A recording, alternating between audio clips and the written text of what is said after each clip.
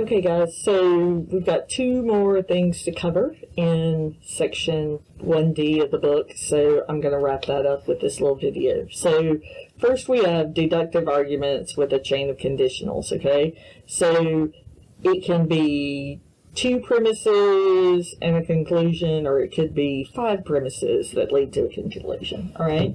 But it's when they go in order. So it's if P, then Q, then you have if Q, then R. What that really means is if P, then R, all right?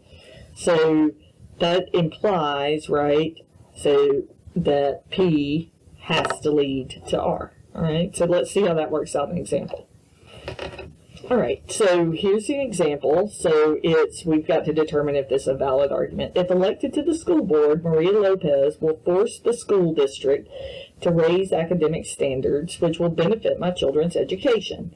Therefore, my children will benefit if Maria Lopez is elected. Okay, so let's think about it.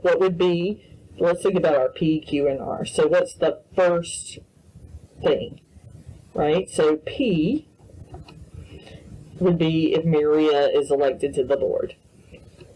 Then academic standards will go up, right? And then, so what's R? And then R would be benefit my children's education. Okay, so do we see that in the argument? It does say that if Maria is elected, it'll raise the academic standards. And then it says, if the academic standards go up, that will benefit my children's education. So that does mean that if Maria is elected to the school board, right, that not only will academic standards go up, but it will benefit her child's education. Okay, so that means that the P does lead to R and this argument's valid. All right, so induction and deduction, right?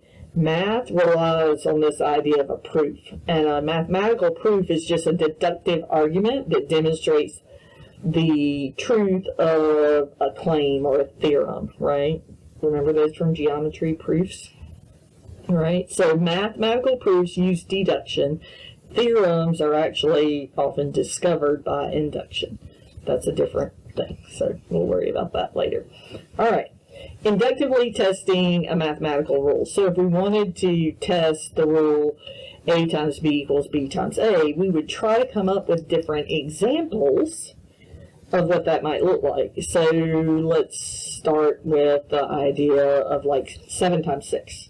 So is 7 times 6 equal to 6 times 7? Yep, they're both 42. So now I think, well, let me try some more complicated ones. So the next ones, maybe I'll use some positive numbers and some negative numbers, and maybe some fractions and some decimals, right? So I check that with 2 more problems, and I do the math in my calculator to be sure, and it comes out in both cases that it's equal, right? So each one was different. We used different kinds of numbers, but the rule worked in all 3 cases. So that outcome favors a strong inductive argument in favor of the rule. So we didn't prove A times B equals B times A, but we sure have a good reason to believe it's true. So, and our belief could be strengthened by doing additional problems or additional test cases. All right. So I hope you guys found this helpful, and have a nice day. Bye.